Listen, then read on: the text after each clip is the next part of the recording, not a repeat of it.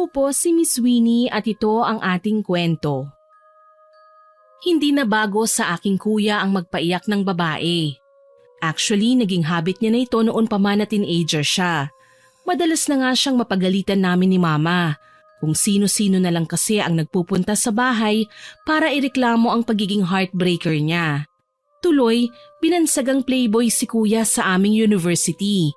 Halos lahat ng babae takot na mapaibig niya. Well, may mangilan-ngilan naman na sumusugal pero saksi ako nang matikman ni kuya ang karma na hindi niya inaasahan. Para lubos po ninyong maintindihan ang aking isasalaysay, nais ko munang magpakilala sa inyo. Ako si Darla, 20 years old. Ang kwentong ibabahagi ko po sa inyo ay nangyari 3 taon lang ang nakararaan. Bale, kababalik lang po lahat noon sa tinatawag na new normal pagkatapos ang malawakang lockdown dala ng COVID-19. Naninibago po ako. Mula sa pagkakakulong sa bahay, heto at balik eskwela na naman kami. Pero ang kuya ko parang nakawala sa kwadra. Ang dami niya kaagad na kasama, mga barkada niya. Nakikita ko sila na magkakaakbay at kanya-kanya na sa pagkukulitan. Tuloy hindi ko maiwasang mainis habang pilit na tinatago ang sarili sa isang sulok ng cafeteria. Bilin kasi ni mama, bantayan si kuya. Baka raw may paiyakin na naman siya at baka maireklamo na naman kami. Mukhang balik na naman sa pagiging gwardya ng kuya mo ah. Hay nako, sinabi mo pa. Nakakainis kaya. Alam mo yon, wala na akong kalayaan na magliwaliw sa buong eskwelahan dahil natatakot ako na may paiyakin na namang babae si kuya dito sa school. O bakit hindi mo pagsabihan ng kuya mo? Malaki na siya, hindi makatarungan na ikaw na lang ang laging umiintindi sa kanya. Alam mo naman kasi si mama, kulang na lang may mapaskil ng may favorite son sa noon niya kapag napag-usapan namin si kuya. Kailangan ako pa ang mag-adjust, kailangan ako ang magbantay, nakakainis. Alam mo kasi friend, piece of advice lang sa'yo ha, huwag kang masyadong mabait. Magpasaway ka naman minsan para matakot ang kuya mo. So sa halip na siya ang bantayan mo, baka ikaw na ang bantayan niya. Hindi pa ako nasisiraan ng bait para gawin yun ano, tsaka ayokong mabansag ang pasaway. O siya, ako naman ay nagbibigay lang sa'yo ng payong kaibigan. O paano, malapit na ang oras ng klase natin. Ayun, tsaka pa lang ako magiging free. Siyempre, hindi ko naman pwedeng pabayaan ang pag-aaral ko. So paano ba yan? Halika na, for sure papasok na din sa klase niya si Janus. Wika ni Selly at sinulyapan na lamang si kuya. Naging abala ko ng mga sumunod na oras. Gayunpaman, hindi ko pinababayaan ang mga priorities ko. Kailangan kasi may mai-report ako kay mama pag uwi sa bahay. Nakagawian ko na rin ito kaya sanay na ako. Kaso lang pagsapit ng uwian, nagulat ako nang sunduin ako ni kuya sa classroom ko. Oh kuya, anong ginagawa mo rito? Sinusundo ka. Bakit, bawal ba? Hindi naman bawal. Nakakapagtaka lang, hindi ba't may klase ka pa? Wala ang prof namin eh. May binilin lang sa subject teacher. Kaya sasabay na ako sa'yo pa uwi. Nagsikuhan kami ni Selly lalo na't napapansin kong may mali. Hindi kasi ko sinusundo ni kuya unless may nais siyang takasan. Maya-maya pa, narinig ko na nga ang sigaw ng isang pamilyar na babae sa likuran namin. Si Karen. Janus, ano ba? Tatalikuran mo na lang ba ako? Nasaan ang ipinalit mo sa akin? Nasa klaseng ito ba, ha? Pwede ba, Karen? Lubayan mo ako. Lubayan? Sa tingin mo ba ganun lang yun? Nakita na ng mama ko na hinalikan mo ako, tapos ganun lang yun? Oo. Alam mo kung bakit? Masyado kang mainhin.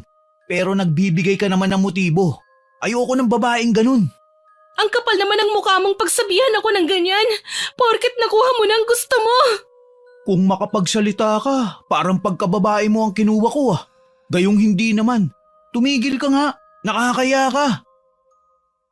Nagulat kami nang umigkas ang kamay ni Karen sabay lagapak sa pisngi ni kuya.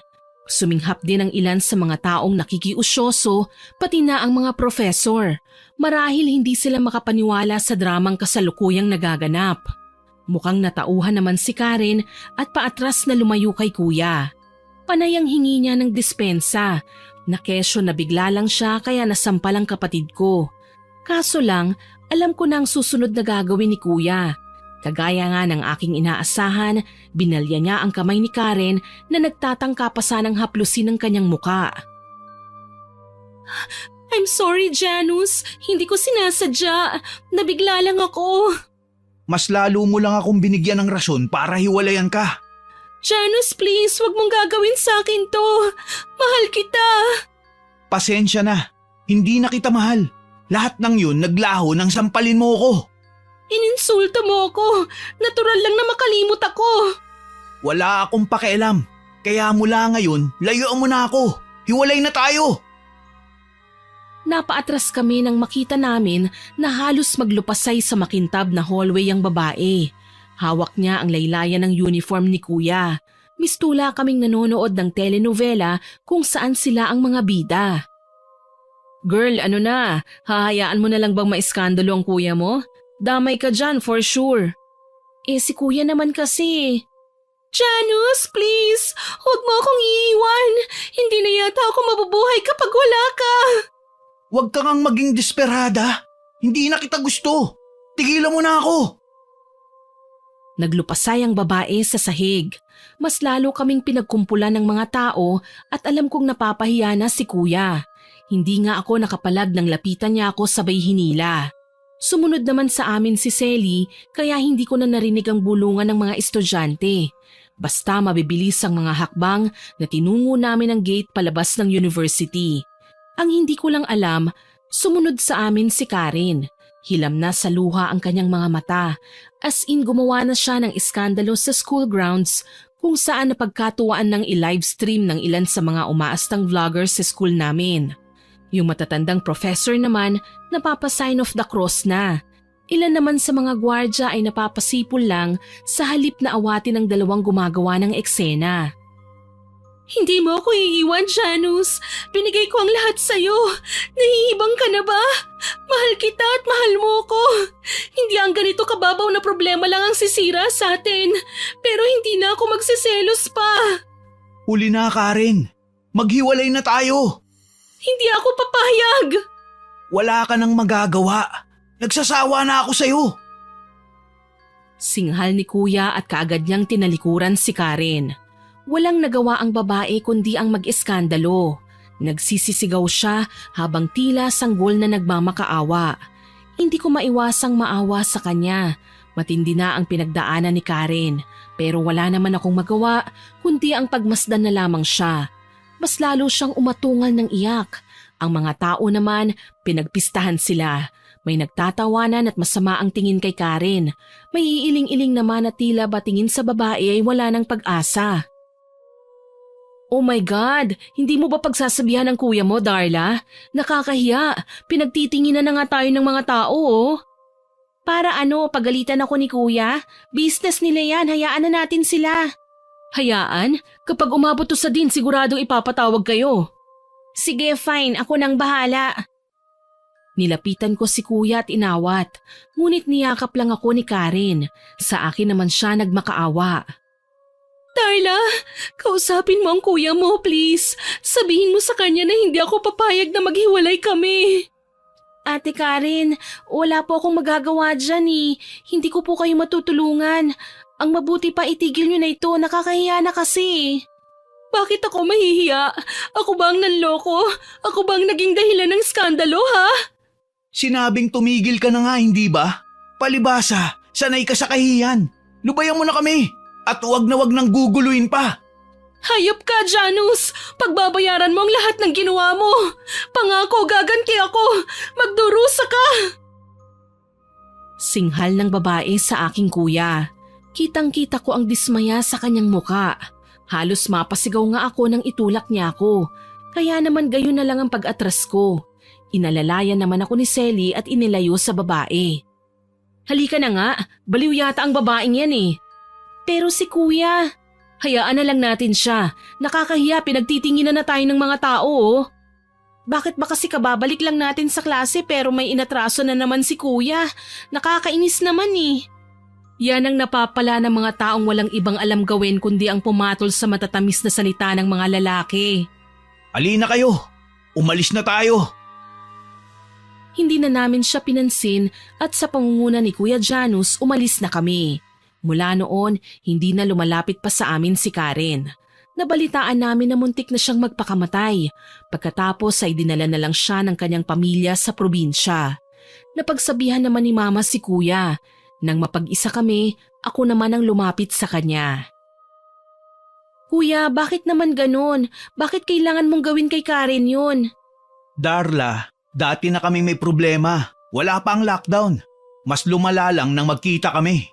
Kahit na kuya, wala namang hindi nadadaan sa maayos na usapan eh.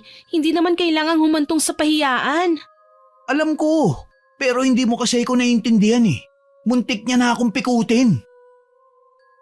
Ipinaikot ko ang mga mata ko sa kanyang sinabi. Alam kong karamihan sa mga babaeng naging kasintahan niya ay kanyang pinangakuan. Kaya naman halos lahat magpapakamatay para sa kanya. Ang saklap lang ng sinapit ng iba na muntik pang sirain ang sariling buhay mapansin lang niya. Para mailayo si Kuya sa gulo ng mga babaeng humahabol sa kanya, napilitan kaming magbakasyon sa probinsya. Kinailangan naming magtago habang mainit pa ang sitwasyon. Buti na lang kasama namin si Selly, since best friend ko naman siya at magkaibigan ng mga magulang namin. Kahit papano, hindi ko na mamimiss ang syudad. May kakwentuhan ako. Iba nga lang ang dating nito kay Kuya. Masahol pa siya sa isang preso. Tinanggalan siya ng kalayaan at dahil dito nagmaktol si Kuya. Kasalanan to ng Karen na yun eh. Kung hindi niya pinagpipilitan ng sarili niya sa akin, malamang masaya pa rin ang buhay ko ngayon sa syudad. Alam mo po Kuya, normal na reaksyon lang ang ipinakita ni Karen sa'yo. Kasi minsan naman kayong nagmahalan eh. Yun lang yun. Hindi pagmamahal ang nararamdaman niya para sa akin.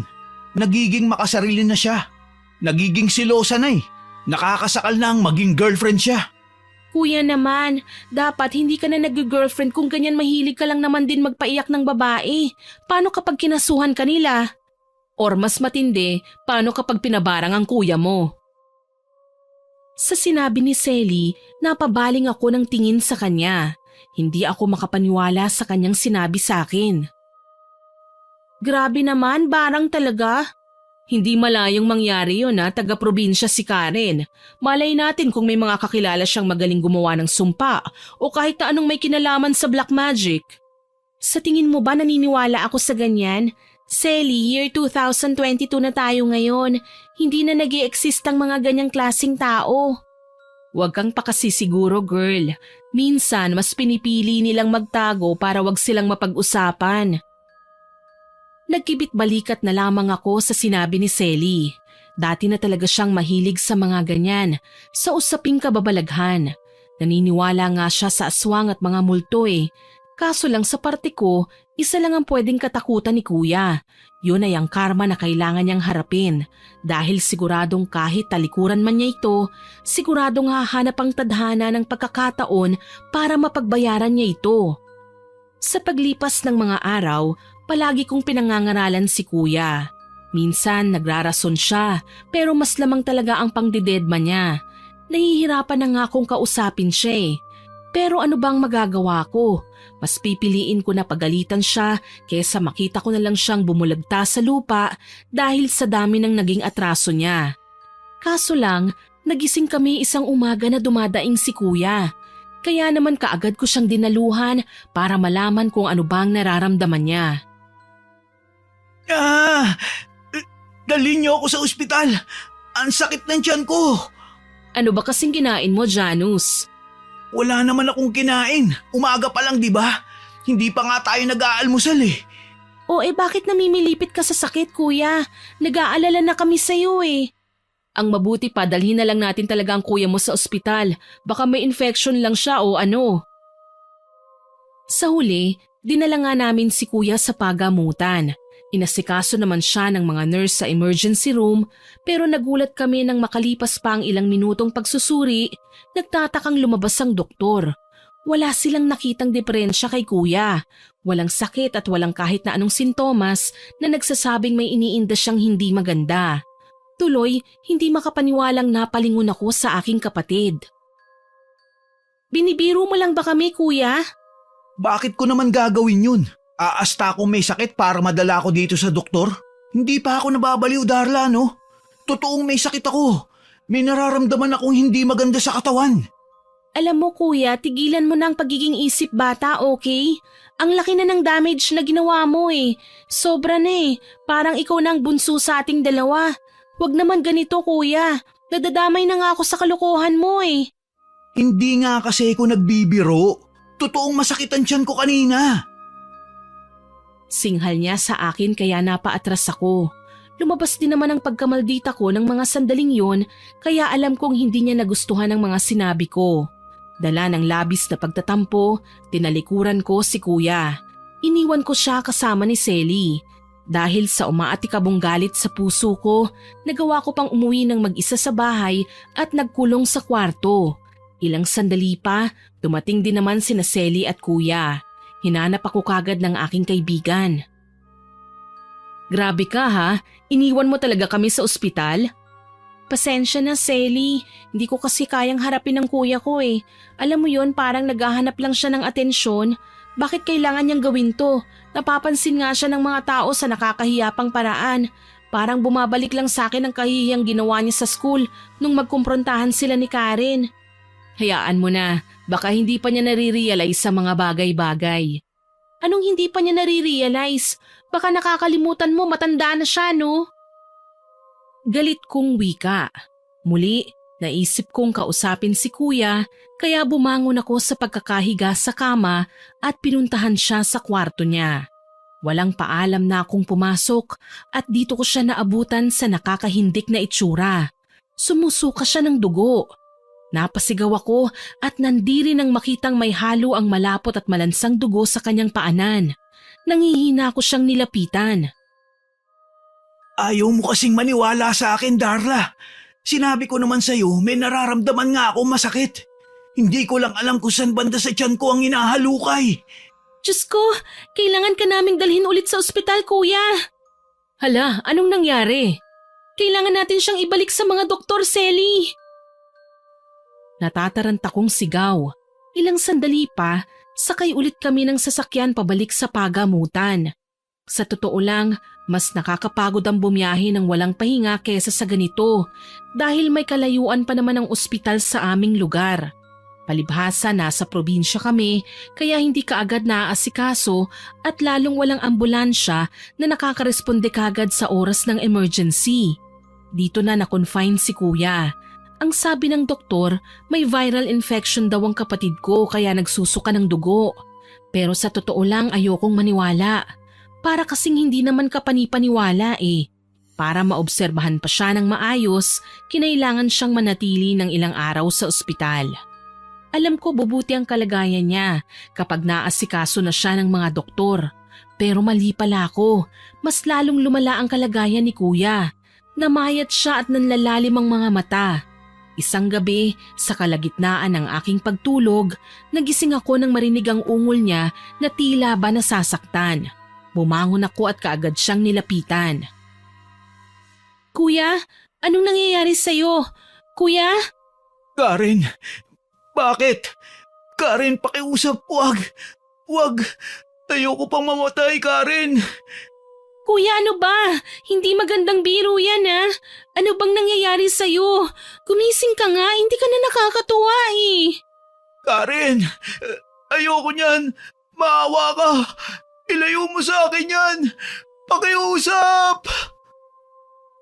Dala ng labis na pag-aalala, malakas ko siyang sinampal. Hindi makapaniwala si kuya sa nagawa ko pero ipinagpasalamat ko at nagising na siya. Hirap man, nilingon niya ako at mangiyak-ngiyak na hinawakan sa kamay. Si Karen, ginugulo niya ako. Ilang beses niya na akong ginagambala. Ayoko na. Kuya, paano ka naman guguluhin ni Karen? Wala siya rito. Ni walang nakakaalam kung nasan siya. Pwede ba kuya gumising ka na? Hindi ako nagsisinungaling, Darla. Ilang beses niya na akong tinatakot sa panaginip ko. Hinahabol niya ako ng kutsilyo. Tapos, naaabutan daw niya ako. Ginigilitan ako sa liig ng maraming beses. Napahinga ako ng malalim dahil sa kanyang sinabi. Ewan ko ba, Miss Winnie, habang tumatagal, nakikita kong parang napapraning na ang kapatid ko. Kung ano-ano na lang ang kanyang sinasabi. Mga panaginip na ayon sa kanya ay parang totoong-totoo raw. Tuloy, kinausap ko si Selly tungkol sa mga bagay-bagay. Mas kabisado kasi niya ang usapang kababalaghan. Naisip ko lang, baka may advice siya na pwedeng sabihin sa akin. Alam mo, Darla, sa tingin ko, konsensya ng kuya mong gumugulo sa kanya. Nagtangkang mag-suicide si Karen, hindi ba? Malay natin, natakot na siya ngayon. Ano kaya kung tawagan natin si Karen? Kailangan kong malaman kung anong ginawa niya kay kuya.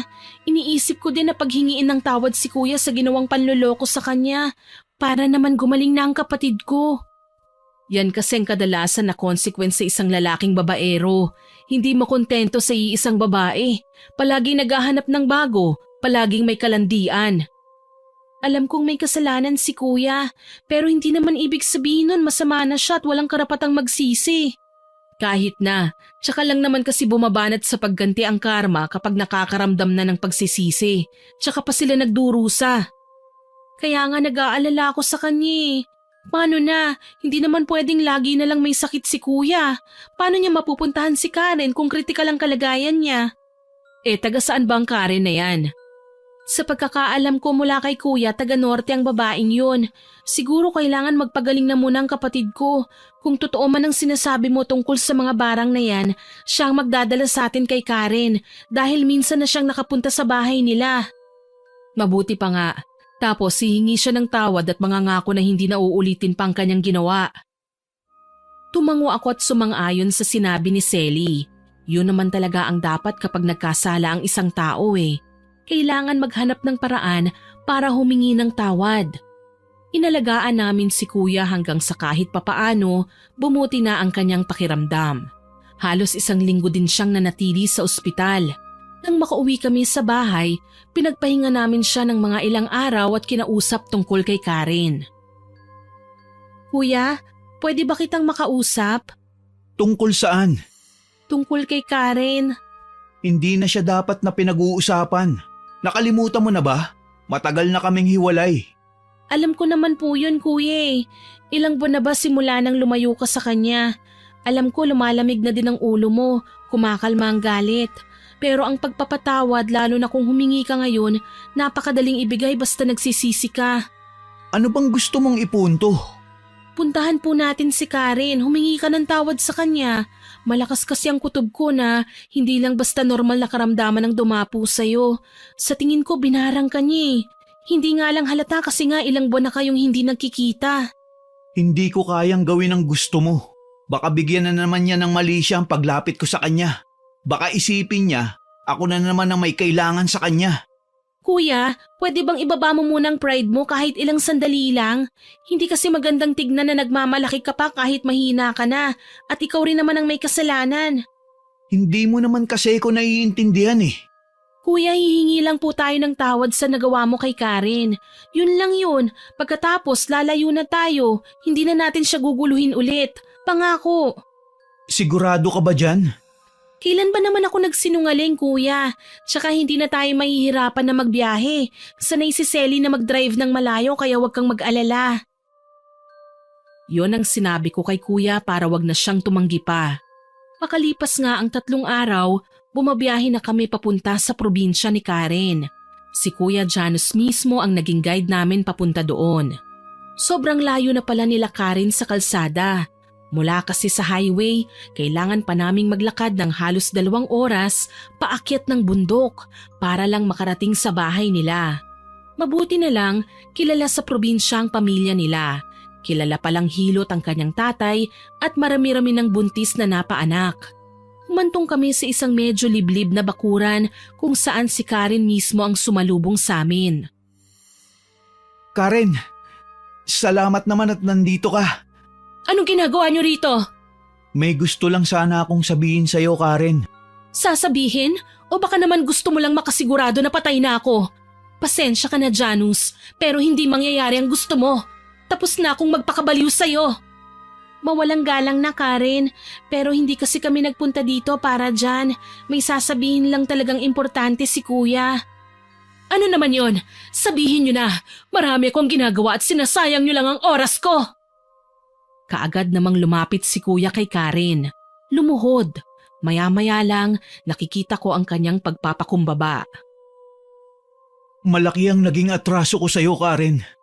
Pero sana, mapatawad mo ko. Sana mabuhay ka ng masaya sa piling ng lalaking tunay na nagmamahal sa'yo.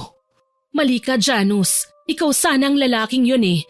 Kaso lang hindi mo man lang ako binigyan ng pagkakataon na patunayan ang sarili ko sa'yo. Para sa'yo masama ako, selosa, nakakasakal. Hindi mo lang kasi maintindihan na gano'n ang pagpapakita ko ng pagmamahal. Pero sige, hahayaan na kita. Hindi na kita guguluhin pa. Salamat, Karen. Hindi mo lang alam kung gaano kahalaga sa akin ang pagpapatawad mo. Mapait na ngumiti si Karen. Pero alam ko makakaramdam na ng katiwasayan si kuya dahil sa sinabi ng dalaga. Sigurado gagaling na siya ng tuluyan sa kanyang sakit. Napalingon naman ako kay Selly na noon tahimik lang na nakahalukip-kip sa isang tabi. Pinagmamasdan sina kuya at Karen. Alam kong para sa kanya, isa na naman itong kaartihan. Hindi kasi naniniwala sa love si Selly eh. Minsan na rin siyang nasaktan at ayaw nang maulit pa. Okay ka lang ba? Oo naman, bakit mo naitanong? Mukhang bad mood ka kasi eh. Napagod ka ba sa pagdadrive? Hindi naman, naaartehan lang ako sa kanilang dalawa. Papasok sa isang relasyon tapos iiyak at mag-iiskandalo kapag nasasaktan. Ang masaklap pa doon, damay tayong lahat sa kagagahan nila. Sinabi mo pa, kaya nga ako ayoko nang pumasok sa relasyon eh. Baka mamaya hindi lang ganito ang makita ko. Tumalikod ako at nagpunta na lang sa isang tabi. Sumunod si Selly sa akin. Hinayaan na muna namin na mag-usap ang dalawang dating magsing-irog. Ilang sandali pa, nakita namin na palapit na si Karen sa amin. Ang kuya ko naman, pinapasok nila sa bahay. Naghahanda pala ng merienda ang nanay ni Karen. Gusto kaming pakainin bago umalis. Nauna nang naglakad si Selly papunta sa bahay. Ako naman, sinabayan ni Karen sa paglalakad. Darla, pwede ba kitang makausap? Oo naman, tungkol saan? May nabanggit kasi ang kuya mo sa akin eh. Sigurado naman ako na hindi ko yun ginawa. Sinabi niya kasi, kaya siya nagpunta dito at humingi ng tawad eh, dahil binarang ko raw siya, na nagkasakit siya ng malubha. Pero wala naman akong ginawa sa kanya eh, lalong hindi ako isang mambabarang. Talaga ba, Karen? Wala kang kinalaman sa pagkakasakit niya? Oo naman, hanggang pagbabanta lang ako. Pero kahit kailan hindi ko magagawang manakit ng tao, lalo na sa paraang gusto mo. Bakit mo naman nasabing gumagamit ako ng itim na mahika? Tsaka pambabarang talaga? Hindi ako nakasagot sa mga sinabi sa akin ni Karen. Kahit minsan na siyang tila nasiraan ng bait dahil sa pagmamahal niya sa kuya ko, naramdaman ko naman na nagsasabi siya ng totoo. Nang makauwi na nga kami sa bahay namin sa probinsya, kita kong magaan na ang muka ni kuya. Para siyang nabunutan ng tinik sa aliwalas ng kanyang muka. Inihatid pa niya ako sa kwarto ko at masayang hinawakan ako sa balikat. Tama ka, Darla. Walang masama kung magpapakumbaba. Masaya ako't ginawa natin to. Salamat kapatid ko ha. Okay lang po yun, kuya. Alam mo, kapag nalaman ni mama to, hindi na tayo magtatagal dito sa probinsya. Alam kong papaliwanagan na niya ang mga babaeng napaiyak mo. Naisip ko nga, iisa-isahin ko mga babaeng pinaiyak ko. Hihingi ako sa kanila ng tawad dahil sa mga ginawa ko. Magandang ideya yan, kuya. Tapos kapag okay ng lahat, sana wag ka nang mambabae ha. Wag ka nang magpapaiyak ng kapwa mo. Promise, hindi na ako magiging paasa. Pasensya ka na rin kung nadamay ka sa gulong pinasok ko ha. Para tuloy ikaw na ang panganay sa ating dalawa. Ang tindi ng pag-adjust na ginawa mo. Okay lang po yun, kuya. Ikaw naman yan eh. Naiintindihan ko naman na minsan nakakagawa talaga tayo ng mga bagay na walang kasiguraduhan. Ang importante, natuto tayo sa ating mga mali at pipiliin nating magbago. Masaya kong wika sa kanya. Kaso lang ang nararamdamang sakit ni kuya, hindi kailanman magbabago. Sa tingin ko nga lumalala pa. Nagising ako isang gabi na umaatungal na naman sa sakit si kuya. Rinig na rinig ko mula sa aking kinahihigaan ng kanyang iyak. Pumangon ako at nilingon sa katabing kama si Selly. Tulog na tulog ang aking kaibigan kaya ako na lang ang nagpunta sa kwarto niya para tignan kung ano ba ang nangyayari. Kuya, okay ka lang ba? Bakit ka umuungol? Ano bang nangyayari sa'yo? Tulungan mo ako, Darla. May pumasok na ipis sa tenga ko. Ayaw matanggal. Ano? Teka lang kuya, kukuha ko ng flashlight. Nagmamadali nga akong kumuha ng mga gamit para masilip ko ang tenga niya. Kabadong-kabado ko nang makita ang kulay brown na bagay na yon na animo mabangis pa sa ahas kung sumiksik sa butas ng tenga ni kuya. Dumudugo pa yon at lumilikha ng ingay kaya napasigaw na ako. Ay, teka lang kuya, kailangan ko nang humingi ng tulong. Saglit lang. Opo kuya. Binilisan ko ang pagtakbo papunta sa aming kwarto. Walang pagdadalawang isip na ginising ko na si Selly. Niyugyug ko siya hanggang sa dumilat na rin ang kanyang mga mata at gulat akong pinagmasdan. Darla, ano bang nangyayari sa'yo? Bakit ka ba nanggigising? Tulungan natin si Kuya Selly. Kailangan niyang madala sa ospital. Na naman? Ano bang nangyayari? Gabing-gabi pa. May pumasok daw kasing insekto sa tenga ni Kuya eh. Hindi ko matanggal eh. Paano naman kasi matatanggal natataranta ka? Halika na nga, ako nang titingin dyan. Magkasama nga kaming nagpunta ni Selly sa kwarto ni Kuya. Balak niyang hugutin ang ipis na sumiksik sa tenga, kaso pagdating namin doon, nagulat ako. Nakahandusay na sa sahig si Kuya. Walang malay. Ang nakakapagpakilabot pa sa akin, naliligo ang kanyang ulo sa sariling dugo. Hindi na ako nakalma pa. Mabilisan naming dinala sa ospital si Kuya para patignan ang kanyang kalagayan. Pagdating doon, napaiyak ako nang sabihin kailangan daw siyang maoperahan. Kapag hindi raw nakuha ang kung anong bagay sa loob ng tenga niya, baka ikamatay ito ni Kuya. Tuloy tinawagan ko ang aming mga magulang at ipinaalam ang nangyari. Kaagad silang bumiyahe papunta sa probinsya. Kami naman ni Selly, matyagang binabantayan si Kuya sa ospital. Grabe naman yata ang ipis na pumasok sa tenga niya. Hindi ko rin alam kung paano nangyari yun eh. Biglaan lang talaga. Hay nako, natapos na nga ang problema ng kuya mo sa pambababae niya. Ngayon naman nagkakasakit siya. Grabe talaga maningil ang karma, no? Palibhasa, kasalanan din naman niya ito eh. Kung naging mabait lang sana siya, baka masigla at malusog siya ngayon. Bakit ka ba nagsasalita ng ganyan kay Kuya Selly? Para namang ikaw ang pinaiyak niya.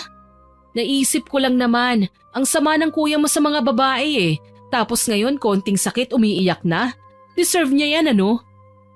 Hindi ko nagustuhan ang tabas ng dila ni Selly ng mga sandaling yon. Para kasing nag-iiba ang pakikitungo niya kay kuya. Parang may mali.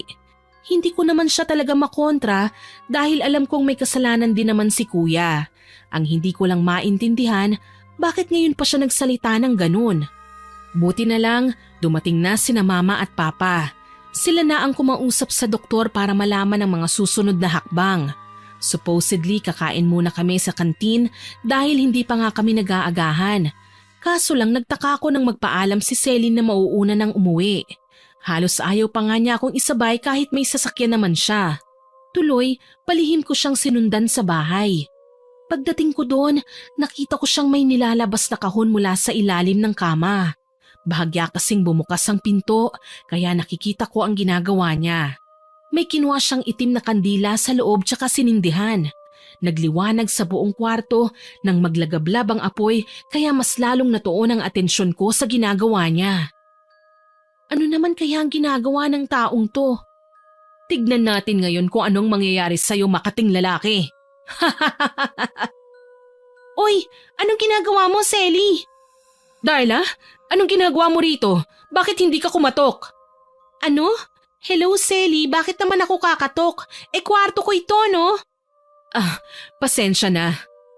O, teka. Bakit mo nililigpit yan? Patingin naman. Biglang sumama ang tingin ni Selly sa akin. Nagmamadali niyang pinatay ang kandila tsaka pinasok ulit sa kahon. Sinubukan ko pang lumapit para makita ang laman nun pero mukhang nagmamadali si Selly eh. Bigla akong nanibago sa mga kilos niya. Tuloy, napilitan akong iwanan siya nang matapang niya akong tinignan. Pwede bang iwanan mo muna ako? Kailangan kong mapag-isa. Ano? Paulit-ulit, Darla? Talaga? Bakit ba kasi para kang natataranta? Ano bang meron sa kahon na yan? May nililihim ka ba, Selly? Wala akong nililihim. Wala akong sikreto. Pwede ba? Wag mo na lang akong pakialaman pa. Nagdabog na tumayo si Selly at lumabas ng kwarto. Iniwan niya akong nalulunod sa kaiisip kung ano ba talaga ang ginagawa niya at kung ano ang tinatago niya sa kahon. Naging malamig sa pagitan naming dalawa ang mga sumunod na araw. Hindi kami nagpapansinan gayong wala namang nangyaring matinding away. Basta para sa akin, bigla na lang akong nawala ng gana sa mga pinaggagawa niya. Magkaibigan kami pero hindi ko akalaing magagawa niyang maglihim sa akin ng mga bagay. Isang araw, nag-abang ako ng masasakyan papuntang ospital nang lapitan ako ng isang matandang lalaki. Sa tansya ko, mga nasa 50s, nakapambukid ang damit at may sombrero. Titig na titig siya sa akin kaya bigla akong nailang. May problema po ba, Manong? Wala naman, Iha. Ay, bahay mo ba yung nasa likod? Opo, bahay ng mga magulang ko. Bale, dyan po kami nag-i-stay ngayon. Bakit po? Masama ang pakiramdam ko sa bahay na yan. Parang may nagtatagong madilim na aura. Madilim na aura? Paano naman po ninyo nasabi yan? Wala po dyan ang kuya ko, nasa ospital po. Tapos ang kaibigan ko lang naman po ang kasama ko dyan. Ganun ba? Para kasing may presensya ng barang sa loob ng bahay na yan. Natigilan ako sa kanyang sinabi. Barang. Dati ko nang naririnig ang salitang yan. Nung unang nagkasakit si kuya. Kaso lang, paano ko mapapatunayan ang tungkol sa bagay na yun? Gayong hindi ko naman kabisado ang mga gawain ng pambabarang. Napakamot ako sa ulo at muling tumingala sa harapan ng bahay. Wala sa loob si Selly. Nagpaalam siya sa mga magulang ko kagabi na uuwi na muna, kaya ako lang mag-isa ang tatao mamayang gabi. Hindi pa kami nagpapansinan simula nang nagtalo kami tungkol sa walang paalam kong pagpasok sa sarili kong kwarto. Gayunpaman, naging interesado ko sa sinabi ni Manong. Ako nga pala si Mang Roy, Iha. Isa akong albularyo. Ikaw, ano ang pangalan mo? Ako naman po si Darla. Kung hindi mo mamasamain, Iha, pwede ko bang tawasin ang bahay mo? Kailangan kong malaman kung tama ba ang hinala ko. Safe po ba yan? First time ko lang po kasi marinig ang tungkol sa pagtatawas eh. Ano po bang eksaktong ginagawa nyo? Tawas. Parang inaalam ang nakaraan. Makikita ko naman kung ano nangyari sa bahay na yan. Mabigat talaga kasi ang pakiramdam ko sa lugar. Sige po, walang problema. Pero magkano po palang bayad? Hindi ako naniningil ng bayad, Iha.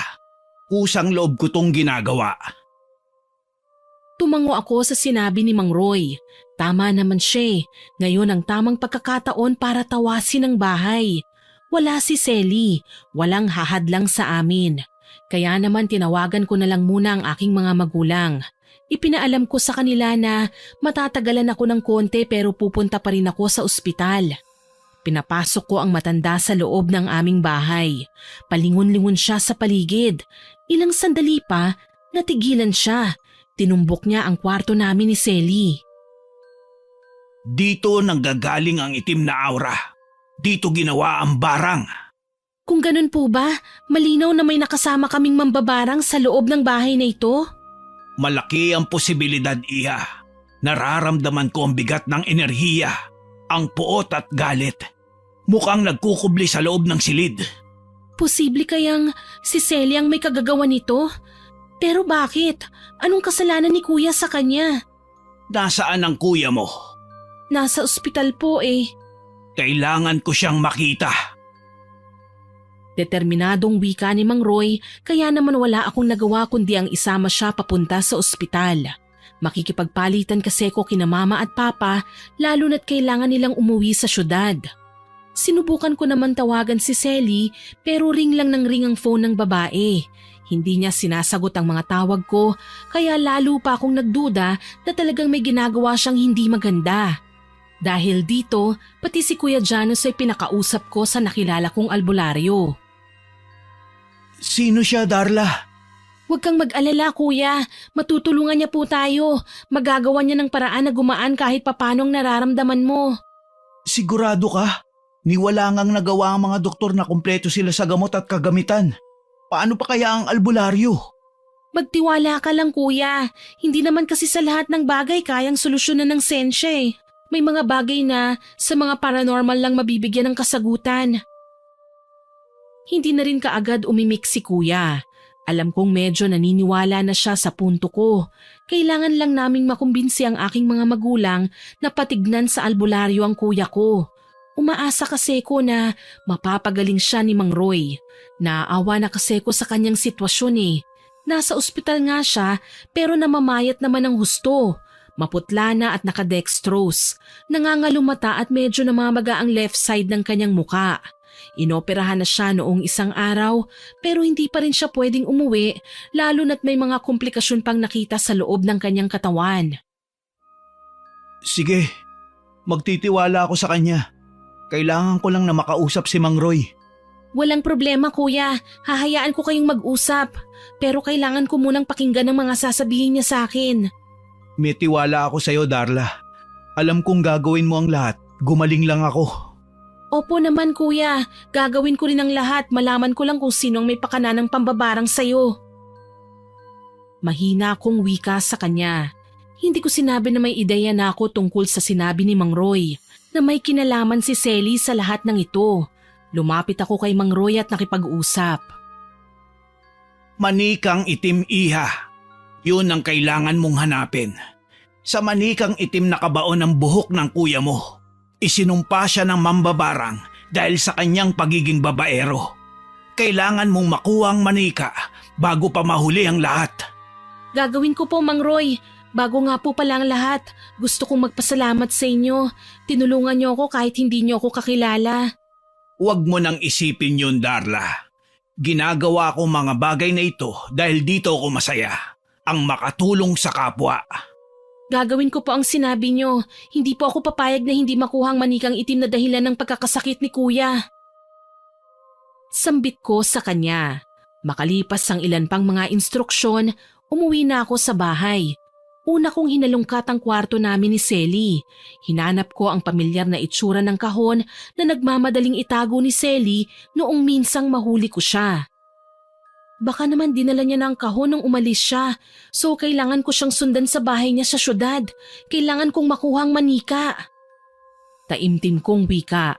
Tuloy, napilitan akong tawagan ng aking mga magulang. Ipinaliwanag na may mga kailangan akong kunin sa bahay namin sa syudad, kaya pumayag silang magbayad na muna ng nurse na mag-aalaga sandali kay kuya. Nariyan din naman si Mang Roy na magbabantay din kaya ayos lang.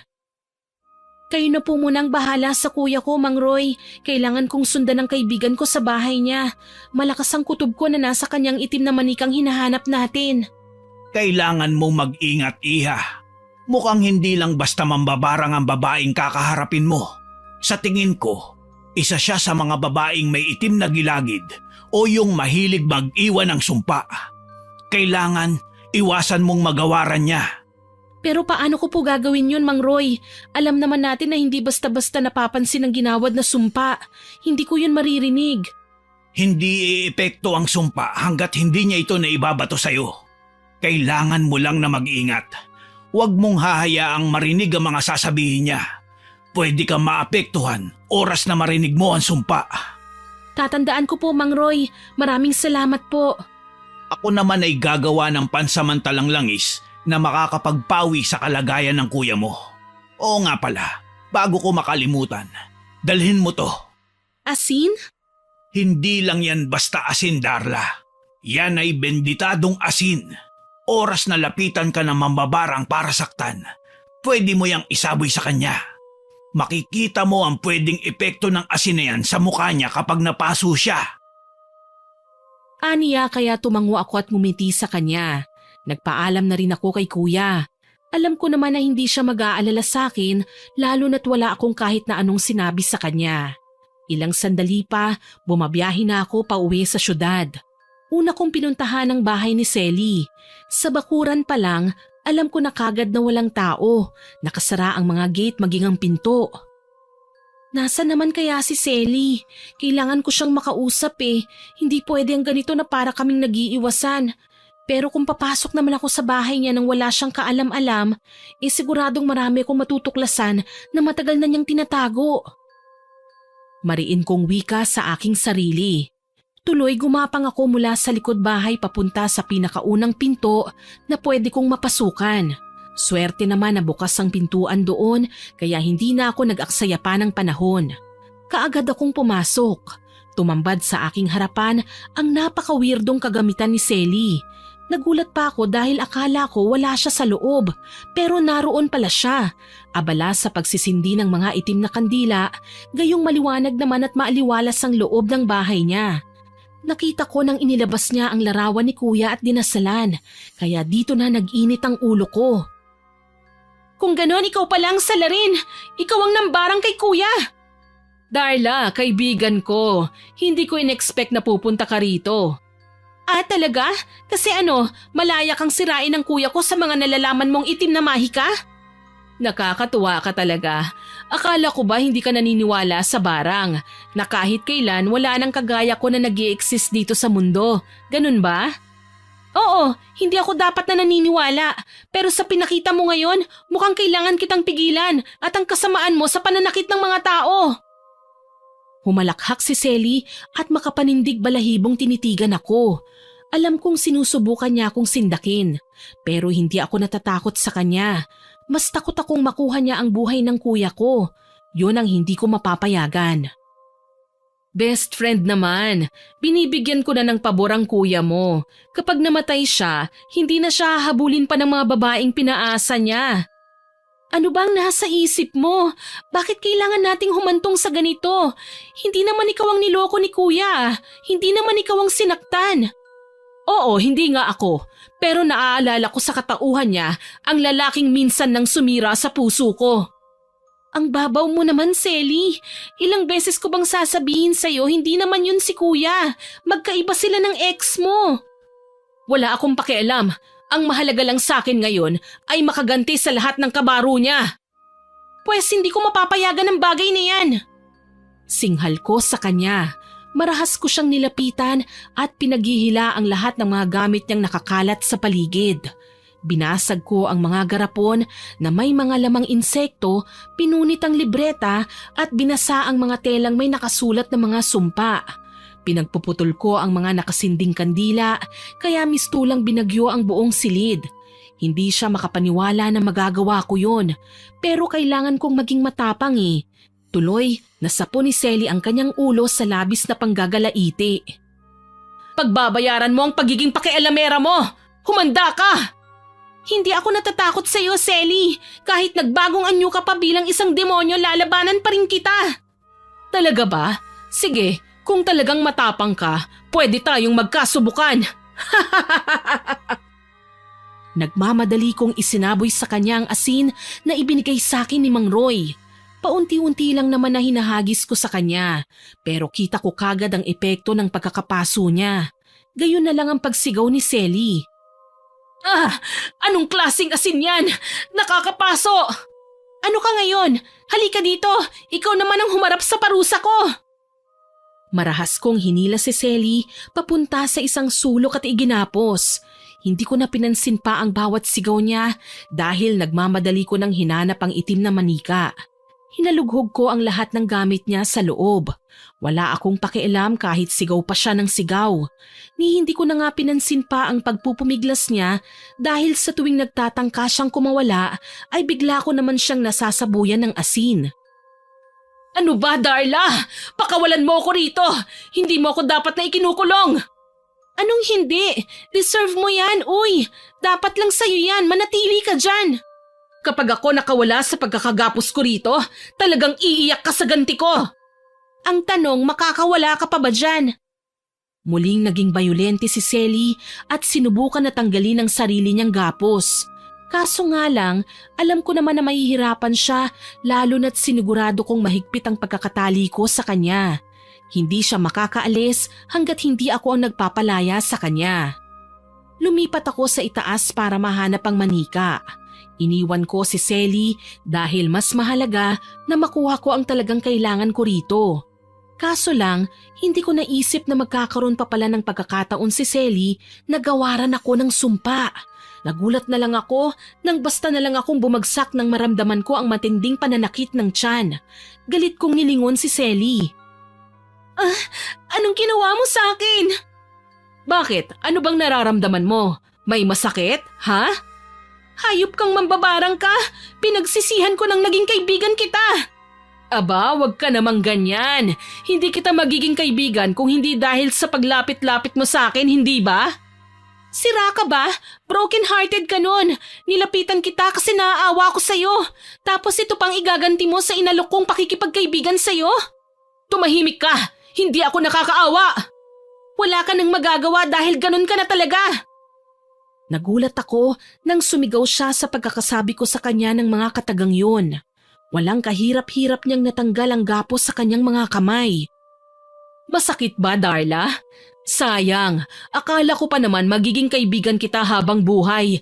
Kaso lang, ikaw pa pala ang unang susuway sa mga gusto ko. Hindi tama ang ginagawa mo. Masama ka. Ano naman ngayon kung masama ako? Bakit? Mabait ba ang kuya mo? Ang mga kagaya niya? Hindi ka Diyos para parusahan siya. Wala akong pakialam. Napasigaw ako nang basta na lang akong lapitan ni Selly at sinabunutan. Sinigurado niya na mahahawakan niya talaga ang may kahabaan kong buhok. Nagpumiglas ako at sinipa naman siya sa tiyan. Natumba si Selly at napaigik sa sakit kaya nagmamadali naman akong bumangon. Kaagad ko siyang dinaganan at sinakal. Talagang nakahanda akong patayin ka, traidor ka! Hindi kita mapapatawad! Lahat gagawin ko makaganti lang sa'yo! Ikaw ang hayop! Wala kang utang na loob! Ilang beses kitang pinagtanggol at niligtas! Ito pa ang igaganti mo sa akin? Magbabayad ka! Nagsabunutan kami ni Selly at hindi ako nagpatalo. Ginamit ko ang lahat ng aking lakas para magawa siyang labanan. Hindi ko rin siya hinahayaang makapagsalita ng mga katagang may halong sumpa sa takot na baka umusal na naman siya ng kung anong laban sa akin. Basta tinatagan ko na lang ang loob ko para magawa kong ilayo ang sarili ko sa kanya. Mabuti na lang may natanaw akong flower vase sa isang tabi. Walang habas na pinukpok ko yun sa kanyang noo kaya nawalan siya kaagad ng malay. Muli, iginapos ko siya at sinigurado na hindi na makakawala pa. Dali-dali akong nagpunta sa kanyang kwarto. Hindi ako makapaniwala nang makitang hindi lang si kuyang binarang niya. Marami pang iba. Nanginginig na kinuha ko ang itim na manika na nasa loob ng isang hugis parehabang kahon. May nakasulat na pangalan ni kuya sa bandang dibdib nito kaya nakakasigurado kung sa kanya nga yun. Kaagad akong umalis ng bahay nang makuha ko ang aking kailangan. Sininghalan pa ako ni Selly pero hindi ko na siya pinatulan pa. Pakawalan mo ako, hayop ka! Hay naku, Selly, kahit umiyak ka pa ng dugo, hindi ka na makakaalis pa dyan. Habang buhay ka nang makukulong. Paalam sa'yo! At nagmamadali ko na siyang tinalikuran. Mabilis akong bumalik sa aming tinutuluyan sa probinsya. Sigurado naman ako na hindi na babalik pa si Selly sa amin. Takot lang niyang makuyob ng mga taong galit sa mga kagaya niya. Ilang oras din akong bumiyahe hanggang sa makarating ako ng ospital. Patakbo kong tinungo ang kwarto ni kuya. Naabutan ko siyang natutulog habang si Mang Roy naman nakabantay lang sa aking kapatid. Mang Roy, nakuha ko na! Paano si Selly? Huwag kayong mag-alala, hindi na siya makakawala sa kinaroroonan niya ngayon. Maayos siyang nakagapos sa bahay niya. Huwag kang pakasisiguro, iha. May kamandag ang kanyang bibig. Kaya niyang pakawalan ng sarili niya. Alam ko naman po yun, pero heto lang ang mahalagang kinuha ko, ang manika. Sa bahay niyo kailangang isagawa ang ritual. Matatawagan mo ba mga magulang mo, iha? Nagkausap na kami nung magpunta sila rito. Sinabi ko sa kanila ang tunay na kalagayan ni Janus at naniniwala naman sila sa akin. Kailangan lang nating ilabas sa ospital ang kuya mo. Gagawin ko po, Mang Roy. Kaagad ko ngang ginawa ang pakiusap ni Mang Roy. Kinausap ko sina mama at papa kaya nagpunta din sa ospital at kinausap ang doktor. Napagbigyan kagad ang pakiusap namin na ilabas si kuya. Sakay ng wheelchair nang ilabas namin siya ng ospital. Kay laki na ng pinagbago ni kuya. Masahol pa siya sa nagkaroon ng sakit na cancer. Halos makalbo na ang kanyang buhok sa gamot na tinuturok sa kanya. Ang sabi kasi ng mga doktor, may malalang sakit si kuya at kailangan niyang isailalim sa regular na gamutan. Kaso ayun nga, hindi naman siya gumagaling. Saan tayo pupunta, Darla? Uuwi na tayo sa bahay, kuya. Sa tahanan na natin ka magpapagamot. Ayos lang ba sa'yo? Oo naman. Mas mabuti nga yun para hindi na ako mababad sa gamot. Pagod na ako, Darla. Ayoko na. Gusto ko nang magpahinga. Kuya, huwag mong susukuan ang buhay mo, ha? Gagamutin ka pa ni Mang Roy. Kaya sana tatagan mo pa ang loob mo. Hindi ka pwedeng sumuko. Pero pagod na ako. Isa pa, alam ko naman na gusto na din ng mga tao na mawala ako eh. Huwag mong sasabihin yan, kuya. Nandito pa kami ng pamilya mo. Hindi naman po ako papayag na may mangyaring masama sa'yo eh. Kami nila mama at papa. Alam ko. Kaya nga ako nahihiya sa inyo. Kasi ako na lang ang palaging nagbibigay ng sakit ng ulo sa inyo. Pabigat lang ako. Hindi ko naman po iniisip yon, kuya. Kapatid kita at mahalaga ka sa akin. Gagawin namin ang lahat para sa'yo. Dahil sa sinabi ko, umiyak si kuya. Hindi man lang siya nahiya kahit sandali. Kahit pinagtitinginan na kami ng mga tao. Na kahit kalalaki niyang tao ay hindi niya na iniisip ang sasabihin ng iba. Kaya naman tahimik ko na rin pinunasan ng luha ko. Magiliw ko siyang itinulak palabas ng ospital. Pagdating ng bahay, naghihintay na ang aming mga magulang, kasama si Mang Roy. Pinagmamasdan ko ang itsura ng matanda. Suot pa rin niya ang tipikal na pambukid. May nakatapal na dahon sa kanyang noo na pinalibutan niya ng kulay puting panyo. Mabuti naman at nandito ka na, Janus. Huwag kang mag-alala. Susubukan nating tanggalin ang sumpa na binigay ni Selly sa'yo. Si Selly? Pero bakit? Anong kasalanan ko sa kanya? Wala akong ginawang mali sa kanya.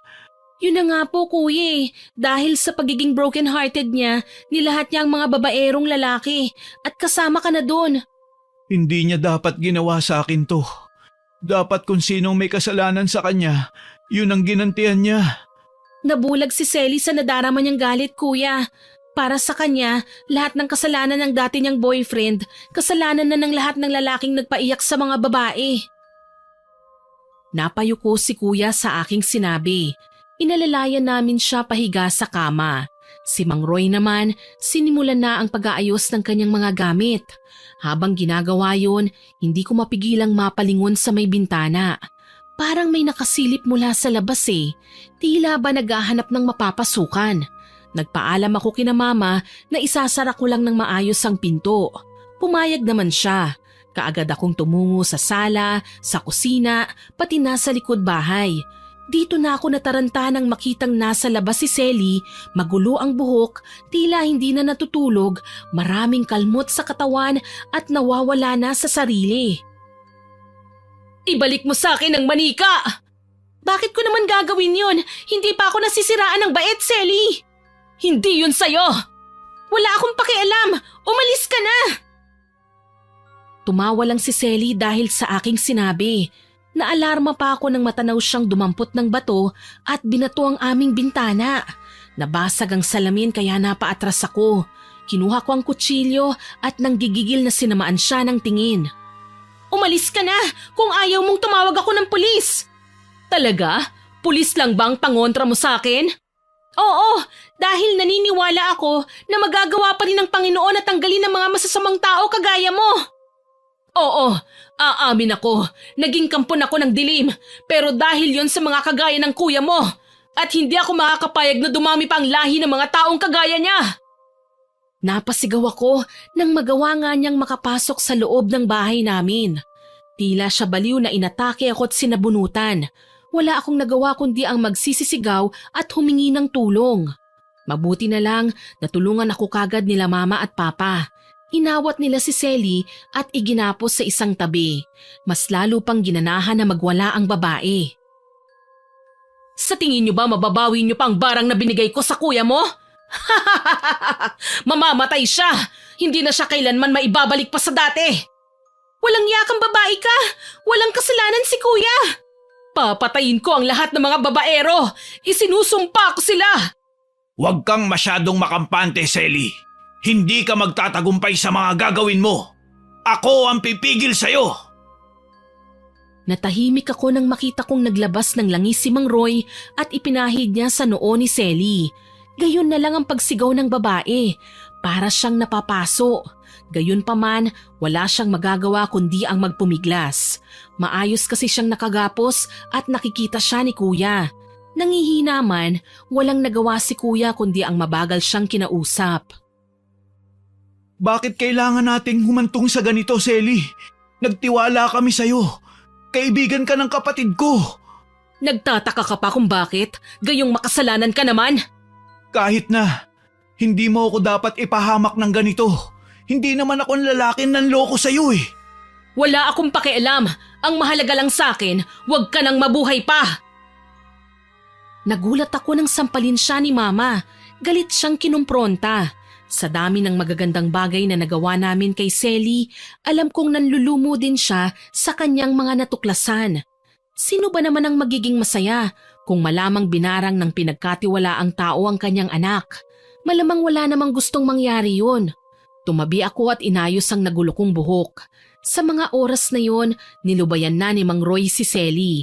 Si kuya naman ang hinarap niya. Gamit ang manika, dinasalan niya ito at pinahid sa katawan ni kuya. Nagulat ako nang makitang dahan-dahang nagbago ang kulay ng balat ng manika, nawawala na ang pagiging itim nito. Para bang hinuhugasan nito ang sumpa na nakababad doon. Napansin ko din na bumubuti ang kalagayan ni kuya. Nawawala na ang panaka-naka niyang daing na alam kong nararamdaman niya dahil sa pamamaga ng iba't ibang parte ng kanyang katawan. Kuya, ano nang nararamdaman mo? Ayos ka lang ba? Masakit ang buong katawan ko, Darla. Para na akong mamamatay. Kuya, huwag kang magsalita ng ganyan. Magtiwala tayo sa Panginoon. Magdasal tayo, kuya. Pangako, kapag gumaling na ako, hindi ko nagugustuhin pang magpaiyak ng babae. Magbabago na ako. Hindi na ako magiging sakit sa ulo. Huwag kang mag-alala, kuya.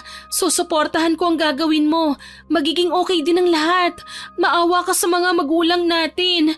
Alam kong sobra na silang nalulungkot dahil sa mga nangyayari sa'yo. Umiyak si kuya dahil alam kong tila nawawala na siya ng pag-asa. Nakikita naman kasi namin na medyo nahihirapan na si Mang Roy sa kanyang ginagawa. Tagaktak na ang pawis niya sa buong muka. Para bang ipinaalam na ng katawan niya na matinding enerhiya ang kailangan niyang ilabas para malinis ang manika at matanggal ang karamdamang inilagay ni Selly sa kapatid ko. Ilang sandali pa, nakita ko nang ibinabad ni Mang Roy ang manika sa planggana na may lamang tubig at asin. Dito nakita ko ang naglabasang insekto. Sa tenga, ilong at bibig. Nandiri ako, kahit ba sabihin pa nating laruan lang naman yun. Yun kasi ang klase ng laruan na ginagamit sa pagpatay ng tao. Ano pong nangyayari, Mang Roy? Dahan-dahan ang lumalabas sa mga insektong nakabaon sa manika. Yan din ang nagpapahirap sa kuya mo, Darla. Oras na maubos na mga yan. Asahan mong gagaling na ang kuya mo. At si Selly naman ang maghihirap. Tulong! May kumagalaw sa loob ng katawan ko. Ayoko na pakiusap. Hindi ko na talaga kaya. Kuya, please relax ka lang. Alam ko pong masakit pero kailangan mong lakasan ang loob mo. Huwag kang mag-alala, iyo. Kaunti na lang. Mawawala na din ang sakit. Magtiwala ka. Ipikit mo ang iyong mga mata. Indahin mo na muna.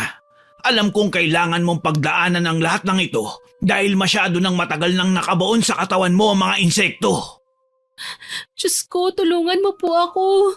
Kailangan pang mabuhay ng kuya ko. Ilayo niyo po siya sa kapahamakan. Mahal na mahal namin si kuya. Huwag niyo po siyang hayaang mawala. Darla, iha, silipin mo nga ang manika. Sige po, Mang Roy. Ginawa ko nga ang inuutos sa akin ni Mang Roy. Sinilip ko ang manika sa planggana. Nagulat ako dahil nagkulay brown ng tubig at naging malinis na ang manika. Parang binabad sa chlorine dahil nawala ng pagkaitim niya. Lumutang din ang mga insekto. May ipis, alupihan at bulate. Hindi ako makapaniwala sa mga nakita ko. Literal na lumabas sa mga bagay na dahilan ng pagkakasakit ni kuya. Napaantanda ako at nandidiring lumayo sa planggana. Lumapit naman dun si Mang Roy at dinampot ang manika. Hinayaan niya itong tumulo at pinunasan ng puting tela mula sa mga dala niya. Tahimik lang akong nanonood. Nasindak ako nang mapansing kahit basa ang manika, may naglalabasang pangbuhangin sa katawan nito. Para bang nalulusaw ang manika na parang hindi. Diyos ko, bakit may buhangin pa sa manika? Kaya naman pala nahihirapan ang kuya mo. Nakalublob din sa dagat ang manikang ito. Mabigat ang dala niyang karamdaman na kahit anong gamot pa mula sa ospital ang iturok, hindi siya kailanman gagaling.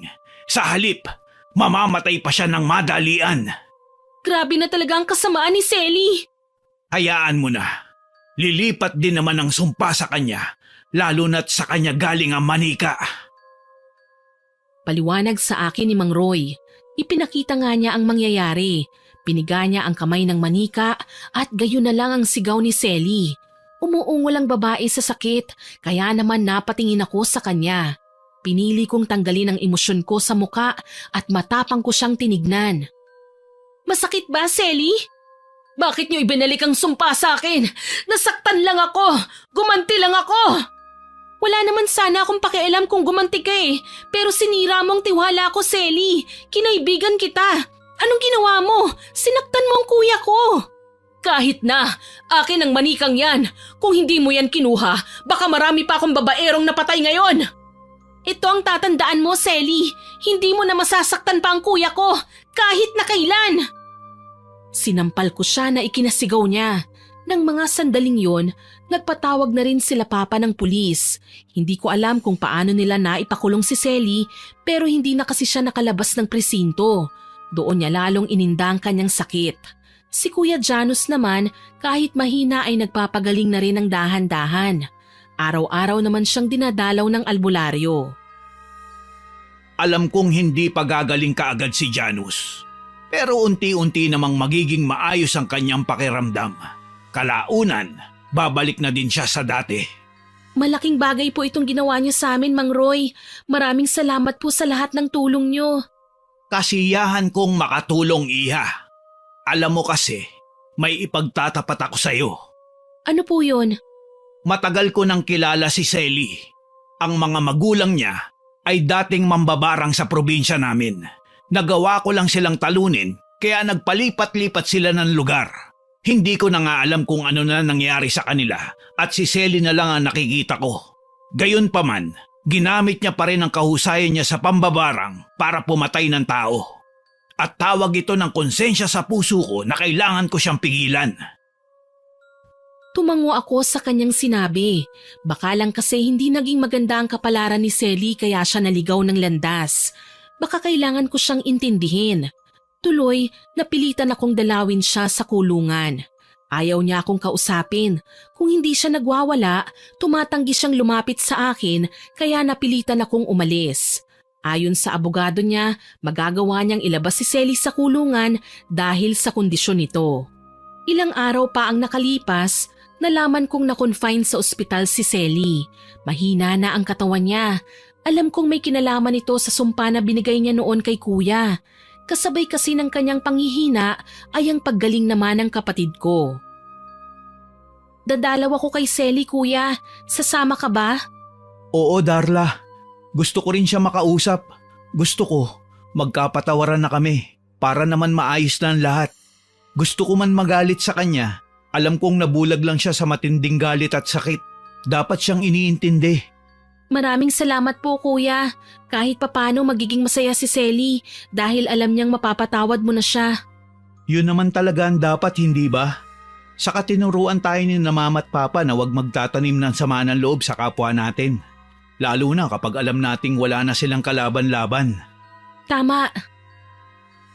Nang araw na yon, dinalaw namin si Selly. Sa isang pampublikong ospital siya na confine. May nakakabit na swero sa kanyang palapulsuhan. Maputla at mahina na siya. Kung gaano kamiserable ang itsura ni kuya noong nagkasakit siya, mas matindi ang sinapit ni Selly. Kay bilis niyang naging butot balat. Halos hindi na rin siya makapagsalita, pero ng mga sandaling yun, nakipag-usap sa amin si Selly. Puso sa puso. Patawarin mo ako sa nagawa ko, Janus. Alam kong mali yun, pero nagpabulag ako sa galit. Nakalimutan ko na pamilya na ang itinuring niyo sa akin. Hindi ko man lang inisip na ako din ang magsisisi sa huli dahil sa ginawa ko. Wala yun, Selly. Lahat naman tayo nagkakamali. Kailangan lang natin matutunan ng lahat ng yun at pagsikapang wag nang ulitin. Tama si Kuya Selly. Tsaka magkakaibigan pa rin naman tayo eh. Hindi ko kinakalimutan ang pinagsamahan natin. Bakit napakabuti niyo pa rin sa akin? Hindi niyo kinakalimutan ang lahat ng pinagdaanan natin. Pinatawad niyo pa rin ako. Yun naman talaga ang dapat, hindi ba? Ang mahalaga, natuto ka na sa mga pagkakamali mo at pagsikapang wag na itong gawin ulit. Kita mo naman ako, hindi ba? Nagbago na ako. Hindi na ako mambababae. At ikaw din, kuya. Magsilbing aral na sa'yo na ang mga babae ay dapat minamahal at hindi sinasaktan. Tatandaan ko, Darla. Hindi naman ako papayag na ikaw man ay lolokohin din ng ibang lalaki. Siguradong bubugbugin ko sila. Nagtawanan kami ni kuya. Alam ko naman na seryoso na siya ngayon sa karelasyon niya. Sa katunayan, sa dami ng naging kasintahan niya noon ay ngayon lang siya nagpakilala ng babae sa aming bahay. Higit sa lahat, masaya kami para sa kanya. Hindi lang namin inaasahan na magiging magkaibigan pa rin sila ng ex niyang si Karen. Masaya ako para sa iyo, Janus. Alam kong iingatan mo ang girlfriend mo ngayon. Salamat, Karen. Hindi ko akalain sa dami ng mga nagawa ko sa'yo, gagawin mo pa rin ang mga bagay na ito. Naiintindihan mo pa rin ang ginawa ko. Masaya din ako para sa'yo. Napapangiti akong pinagmasdan si Karen na hinahaplos ang kanyang maumbok na tiyan. Buntis na si Karen at ikakasal na sa bago niyang kasintahan. Bumisita siya sa amin para imbitahan kami sa nalalapit nilang pag-iisang dibdib. Walang kasing saya ang mga nangyari sa mga buhay namin. Alam kong sa paglipas ng mga araw, patuloy din kaming matututo at hindi na kami makakalimot. Totoo ang karma. Ito ang consequence ng lahat ng gagawin natin, mabuti man o masama. Kaya bago tayo mag-isip ng mga gagawin, kailangan nating tignan ang mabuting bunga ng bawat desisyon natin sa buhay. Tiyakin na walang maaapektuhan lalo na sa ating mga pamilya. Oo nga pala, ninong at ninang kayo ng magiging anak namin ha. Huwag kayong makakalimot.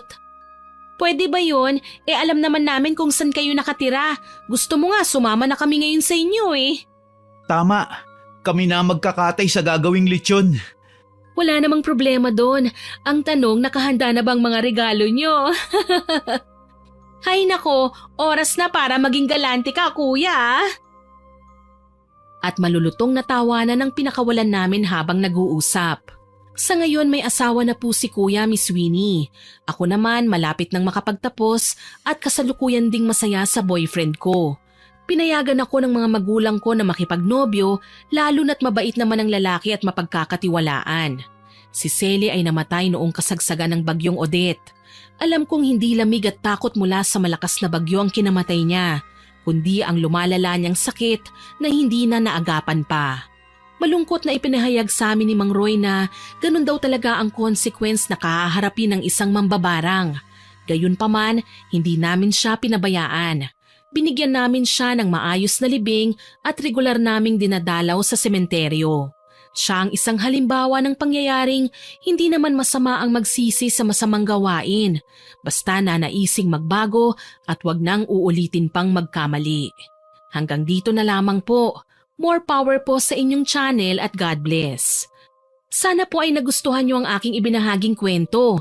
Pero bago ko po tapusin ito, hindi ito makukumpleto ng walang shoutout. Shoutout po sa kaibigan natin at katim natin na si Ang Hukom. Makinig din po kayo sa channel niya. Salamat attorney sa pagko-comment. Kay Early Joy Fernandez, kay Crystal Tabilon, Makmak at Dennis Tabilon, kay Asiang Alarcon at Ligaya Alarcon from Qatar. Salamat po sa pakikinig nyo. Kay Bads Esteban, kay Mary General Rhea Batiduan, kay Sir Franklin Valdez, kay Jenny Lynn Jacobe, kay Jenny Ann Canciller, kay Angel Villa, kay Elinjoy Reanzares na magbe-birthday po ngayong September 8 at kay Jenilyn Peralta na magbe-birthday naman po ngayong September 16. Advance happy birthday po sa inyo. Shoutout din po kay Chloe Abalos, kay Raniela Escarda. Hello din po sa mga nasa LJ Talipapa na sina Juliet Ramirez, Lenny Ramirez, Grace Siling, Nanay Feli, Tatay Angkwan, Perla, Janjan, Lian, Jamin, Berto at Arjan. Kay Michelle Alejandro na nag-comment po sa ginahasang kapitbahay upload, ang sabi niya, "Hay nako Cindy, walang puwang ang awa sa mga hayok sa laman. Ayan tuloy." Nako salamat po sa pagko-comment ma'am. Kay Kimberly at Kirben Espanyola, kay Francisco Neng at kay Jeremy Saranillo Francisco, kay Aaron John Fernandez, kay Sweet Corn, kay Elizabeth Dunca from Pampanga, kay Sir Ernesto Esparza, kay Maria Tess Nape, kay Irene Romasasa at kay Joselito de la Peña, kay Joan Hore at kay Shirley Lanohan, sa anak po ni Sir Roberto Crimen na si Apple, hello sa'yo, kay Eden Parducho na lagi pong masipag na mag-comment sa upload natin, thanks po ma'am, kay Ma'am Senaida Hubert, hello din po sa Besueña family, kay Josephine Marcaida, kay Irene Benavides, kay Glenna Lagdon, kay Irene Bangoy at kay Jessa Borja. Salamat po sa inyong lahat na nag-comment at nakinig. Abangan niyo po sana mga susunod ko pang upload. Huwag din po ninyong kalimutang mag-subscribe, like, share and comment sa mga upload natin. At para po mabilis niyong makita kung may bago tayong upload, pindutin niyo lang po ang notification bell. Aasahan ko pa rin po ang inyong suporta. Muli ako po si Miss Winnie na nagpapasalamat sa inyong pakikinig.